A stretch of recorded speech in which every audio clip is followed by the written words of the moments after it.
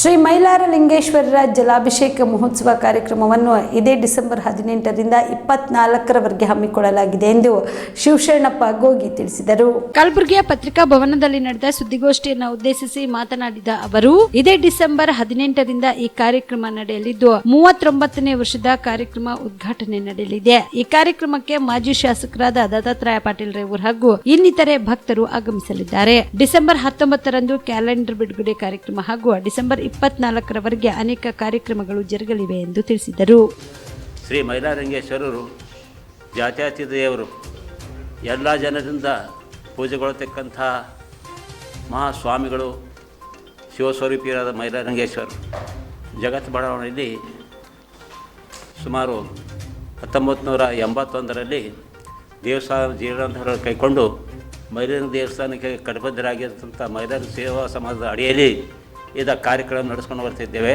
ಹಳೆ ಮೂರ್ತಿ ಇದ್ದಂಥ ಅಜೀರ್ಣಗೊಂಡ ಮೂಲಕ 1984ರಲ್ಲಿ ಡಿಸೆಂಬರ್ ತಿಂಗಳಲ್ಲಿ ಮೈಲಾರಲಿಂಗೇಶ್ವರ ಹೊಸ ಮೂರ್ತಿಯನ್ನು ಸ್ಥಾಪನೆ ಮಾಡಲಾಯಿತು.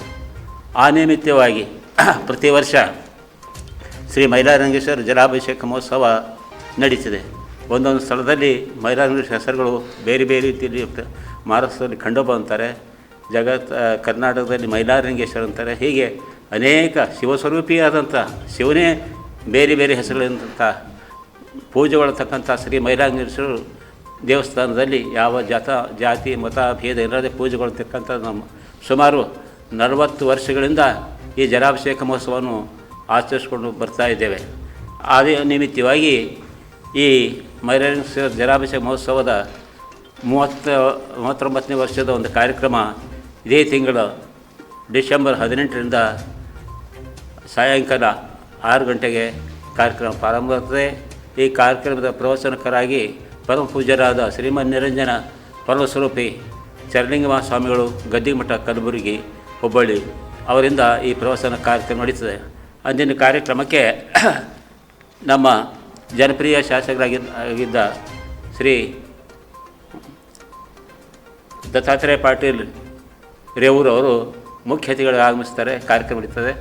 ಅಂದಿನ ಪ್ರಸಾದ ಸೇವೆ ಸಹ ನಡೀತದೆ. ಅಂದಿನ ಕಾರ್ಯಕ್ರಮ ದಿನಾಗಲೂ ಒಬ್ಬರು ಬೇರೆ ಭಕ್ತರು ಪ್ರಸಾದ ಸೇವೆಯನ್ನು ಒಪ್ಪಿಕೊಂಡಿದ್ದಾರೆ. ಸುಮಾರು 6 ದಿವಸಗಳವರೆಗೆ ಬೇರೆಯವರಿಂದ ಒಂದು ಪ್ರಸಾದ ಸೇವೆ ನಡೀತಕ್ಕಂಥ ಕಾರ್ಯಕ್ರಮ ನಡೀತದೆ. ಅದರಂತೆ 19ನೇ ತಾರೀಕು ಅದರ ನಿಮಿತ್ತವಾಗಿ ಮೈಲಾರ ದೇವಸ್ಥಾನದ ಸೇವಾ ಸಮಾಜದ ವತಿಯಿಂದ ಮುಂದಿನ ವರ್ಷದ ಒಂದು ಕ್ಯಾಲೆಂಡರ್ ಬಿಡುಗಡೆ ಸಹ ಕಾರ್ಯಕ್ರಮ ನಡೀತದೆ ಅತಿಥಿಗಳಿಂದ. ಅದರ ಸೇವೆಯನ್ನು ಬಸವರಾಜ್ ಜೆ ಖಾನಾಪುರ ಅವರು ನಡೆಸಿಕೊಡ್ತಾರೆ. 19ನೇ ತಾರೀಕು ಕಾರ್ಯಕ್ರಮ ಅಂದಿನ ಕಾರ್ಯಕ್ರಮಕ್ಕೆ ಸನ್ಮಾನಿತರಾಗಿ ನೀಲಕಂಠರಾವ್ ಮುರುಗಿ ಅವರು ಆಗಮಿಸ್ತಿದ್ದಾರೆ. ಅಂದಿನ ಪ್ರಸಾದ ಸೇವೆ ಚಂದ್ರಕತೆ ಬಡಿವಾಡ ಅವರು ನೇರಿಸ್ಕೊಡ್ತಾರೆ. ದಿನ ಒಬ್ಬರು ಸೇವೆ ಮಾಡ್ಕೊಂಡು ಹೋಗ್ತಾರೆ.